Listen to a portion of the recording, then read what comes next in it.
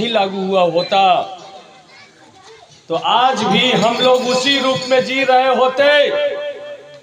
यदि बाबा साहब का संविधान नहीं लागू हुआ होता तो आज भी हम माथा पे मैला ढो रहे होते। बाबा साहब का संविधान नहीं लागू हुआ होता तो हमको पढ़ने की आजादी नहीं होती। बाबा साहब का संविधान नहीं लागू हुआ होता तो हमको वोट देने की आजादी नहीं मिलती। और जब वोट देने की आजादी नहीं मिलता तो अरे भैया छोड़ दीजिए नेता क्या बात है, विधायक एमपी का बात। नेता का कुत्ता और नेता का गधा भी आपके दरवाजा पर नहीं आता भैया, नहीं आता। आज वोट देने की आजादी है, इस वजह से 5 साल पर एक बार लोग आता है, आपसे हाथ जोड़ता है कि अबरी हमारा दे दो वोट, अबरी तो हनी के स्वर्ग में पहुंचा दो।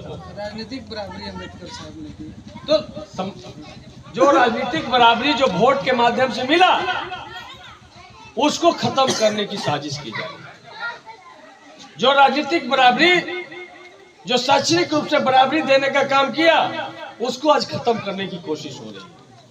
आज हमको रिजर्वेशन देकर के, रिप्रेजेंटेशन देकर के जो नौकरी और तमाम जगह जो भागीदारी सुनिश्चित की गई थी उसको खत्म करने की कोशिश हो रही है। मान लीजिए कि रेलवे में 14 लाख कर्मचारी काम करते हैं, पिछले 10 साल से कोई वैकेंसी नहीं आया है।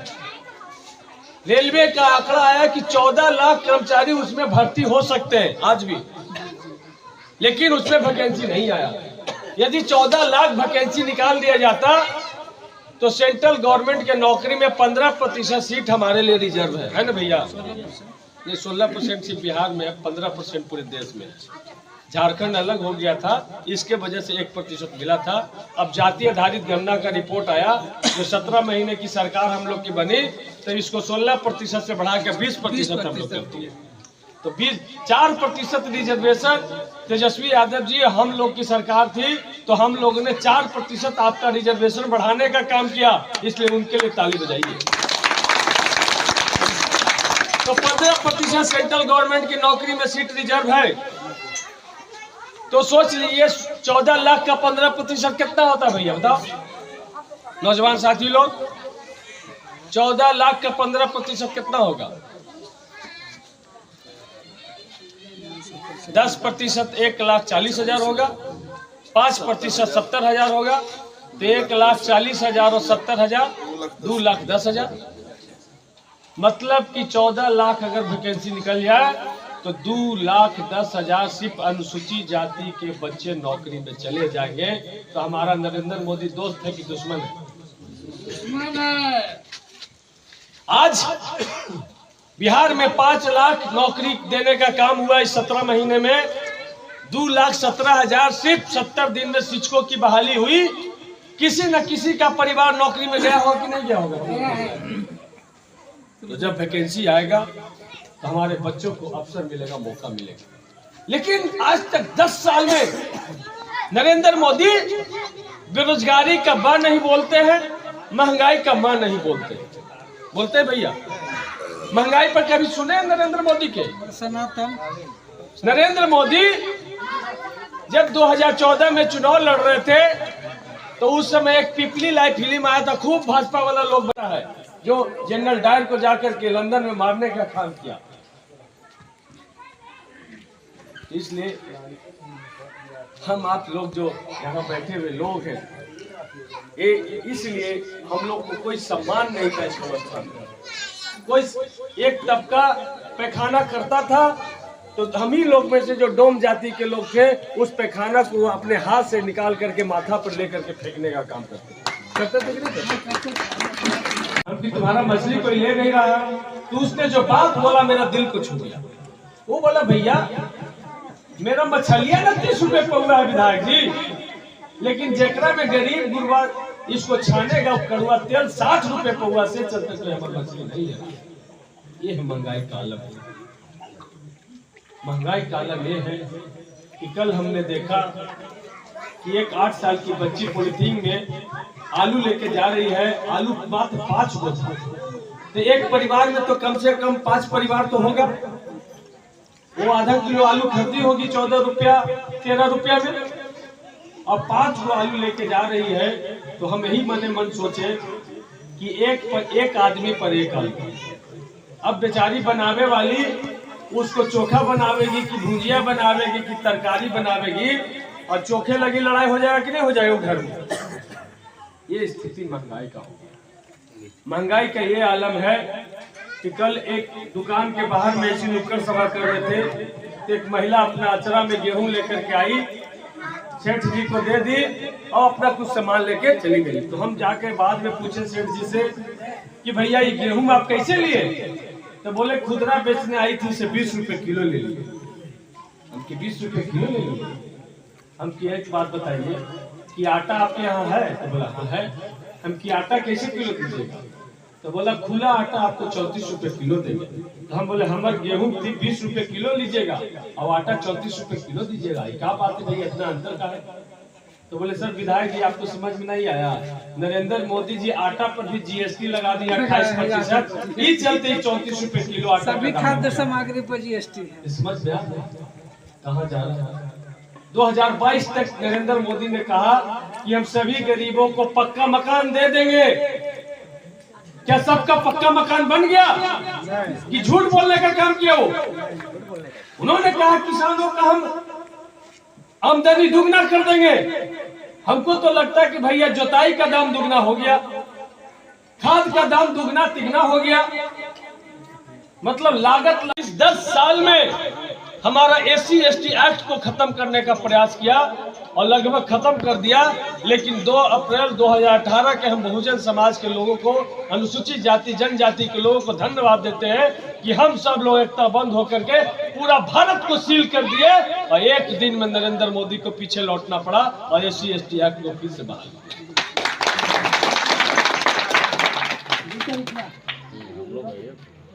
जेल जाने का मौका मिला हमको, मेरा पीठ फाड़ दिया गया था, हमारे सैकड़ों लोग मारे गए होंगे, हजारों लोग जेल गए होंगे, लेकिन हमने बाबा साहब का दिया हुआ अधिकार को पुनः वापस लिया, इसलिए जनतनिक भी दर्द नहीं हुआ। इसलिए साथियों, आप लोग सब कहने आए कि देश बहुत संकट में है, आपका रोजगार संकट में है, आपका पढ़ाई लिखाई संकट में है, नई शिक्षा नीति ला करके अब आपके बच्चे मेडिकल इंजीनियरिंग में नहीं जा सकते। मेरी बहन डॉक्टर है, जब PMCH में वो पढ़ती थी तो 34,500 रुपये का 1 साल का ड्राफ्ट लगता था, जिसमें हॉस्टल चार्ज, मेस चार्ज और उनका ट्यूशन फीस सब शामिल था। लेकिन आज आपके बच्चे अगर मेडिकल पास हो जाते हैं तो आज 1 साल का सिर्फ फी लगभग 14 लाख रुपया देना पड़ेगा। तो 4 साल का कोर्स होता है MBBS का, तो सोच लीजिए 56 लाख रुपया कहां से लाइएगा? 56 लाख रुपया रहेगा वही ना सरकारी कॉलेज से मेडिकल बनेगा, डॉक्टर बनेगा।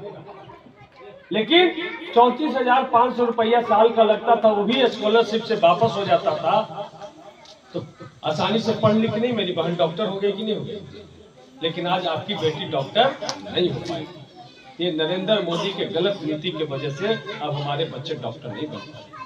नरेंद्र मोदी ने जो हमारे बच्चे विदेश में पढ़ने जाते थे उसको बोलते थे राजीव गांधी फेलोशिप स्कॉलरशिप। उसका एग्जाम होता था, एग्जाम में पास होते थे और प्रत्येक साल लगभग 60 से 70 हजार बच्चे विदेश पढ़ने जाते थे। लेकिन नरेंद्र मोदी ने अब उसको कटौती करके अब 3,000 कर दिया। मतलब अब हमारे 57,000 बच्चे नहीं जाए, कम जाएंगे, मात्र 3,000 बच्चे जाएंगे। तो नुकसान किसका हुआ? तो हर एक जगह पे इन्होंने नुकसान करने का काम किया है। 10 साल में इन्होंने 2019 में एक योजना लेके आए थे कि भाई पकौड़ा बेचना भी रोजगार है, कहते कि नहीं? तो 2019 में वो पकौड़ा योजना लेके आए थे और 2024 में जब उनका घोषणा पत्र पढ़िएगा तो 2024 में पकौड़ा योजना के बदले में एक कटोरा योजना लेके आए कि भैया कटोरा लो और राम मंदिर के बाहर बैठ जाओ, भीख मिलेगा। ये भी एक रोजगार। समझ में आ रहा है? मतलब रोजगार की कोई चर्चा नहीं है तो भैया कटोरा लेकर नौजवान घूमेगा। तो इसीलिए हम कहते हैं कि 19 में आपने लाया पकौड़ा योजना और 24 में लाया कटोरा योजना। इसलिए भाई आप इस सब आप तमाम लोगों को ये बात को समझना होगा। और रही बात चुनाव का, महंगाई का, हम इसका बात नहीं करना है।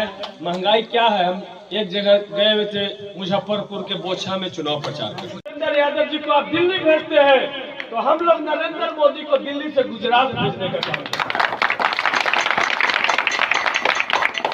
हम आपसे कहने आए कि इंडिया गठबंधन की सरकार बनेगी तो जैसे जातीय आधारित गणना बिहार में हुआ ना, 94 लाख गरीब परिवार का गणना हुआ ना कि उसको भैया 2-2 लाख रुपया मिलेगा।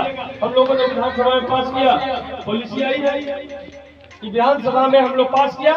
उसी तरीके से पूरे देश में हम लोग जातीय आधारित गणना कराएंगे और जो बीपीएल परिवार जितने आएंगे उसमें से एक एक महिला को हम लोग हर एक घर से एक महिला को उठाएंगे और एक महिला को उठा करके उसके खाता में प्रत्येक महीना 8,500 रुपया खटाखट बचने का। सिर्फ एक जात के वोट से तो जीत नहीं सकते हैं। कुछ हमनी के भी मानवर काशीराम साहब के परिवार वाला भी कुछ वोट मिला दे तब भी नहीं जीत सकते हैं। लेकिन जीत गए तो जहानाबाद कॉलेज से जब निकलेंगे वो तो बीएसपी के ऑफिस में जाएंगे कि बीजेपी के ऑफिस में जाएंगे? वो बीजेपी के ऑफिस में जाएंगे भैया। तो इसका मतलब अरुण कुमार के वोट देला के मतलब है कि सीधा सीधी बीजेपी के वोट देला जो हमारा संविधान आरक्षण खत्म करे थे ओकरे ने मदद करने जा रहे हैं आप लोग। यदि हम ये देते हैं गलती से तो इसलिए हम अपने भाई समाज परिवार को हम बताने आए हैं कि भैया मुरकटवा जो भोटकटवा बन के आया है उसके तरफ ताकने की भी जरूरत नहीं है। इसीलिए हम कहते हैं कि जिसने दिया है अब तक धोखा उसको इस बार चोट दो और लालटेन छाप को वोट दो, वोट दो, वोट दो। हम आपसे कहने आए हैं कि जिसने दिया है अब तक धोखा उसको इस बार रोक दो और इंडिया गठबंधन को वोट दो, वोट दो, वोट दो। इसलिए आप तमाम लोग बहुत देर से हमारी बात को सुन रहे हैं। हमारी सरकार बनाइए और जितना हम बात बोले हैं उतनी सारी बातें राहुल गांधी, तेजस्वी यादव जी, केजरीवाल एजेंडा को लागू करेंगे। जब गरीब गुरबा का सरकार था तो मनरेगा कानून बना, मनरेगा में 208 रुपया अभी मजदूरी, 218 रुपया मजदूरी मिलता है। जिस दिन हमारा सरकार बन जाएगा इंडिया गठबंधन का, आपका मनरेगा का मजदूरी 218 रुपया से बढ़ा करके हम लोग 400 रुपया करने जा रहे हैं कि मनरेगा में 400 रुपया। उसमें तो मैक्सिमम लोग हमारे ही लोग मट्टी काटने जाते हैं तो 400 रुपया उनको मिलेगा। और जब 400 रुपया मिलेगा तो मजदूर जाके अपना काम भी करेगा, वो जाके खाली ठेपा लगावे के काम नहीं करेगा। कहेंगे भैया मजदूरी हमको मिलेगा हम काम करेंगे। अभी मजदूरी नहीं मिलता इसलिए दिल से काम नहीं करता। तो इसीलिए ये तमाम एजेंडे हैं, इस तमाम एजेंडे को हम लोग सरकार बनने पे लागू करेंगे। इसलिए इस बार संविधान बचाने के लिए, आरक्षण बचाने के लिए, अपना सम्मान बचाने के लिए, अपना स्वाभिमान बचाने के लिए, हमारी माँ बहनों का इज्जत आबरू बचाने के लिए आपको इंडिया गठबंधन को वोट देना होगा और नरेंद्र मोदी के लोगों को खरीदना होगा। जब जाके देश बचेगा, संविधान बचेगा, आरक्षण बचेगा। यही कह करके हम अपनी बात को समाप्त करते हैं। इंकलाब जिंदाबाद, जिंदाबाद।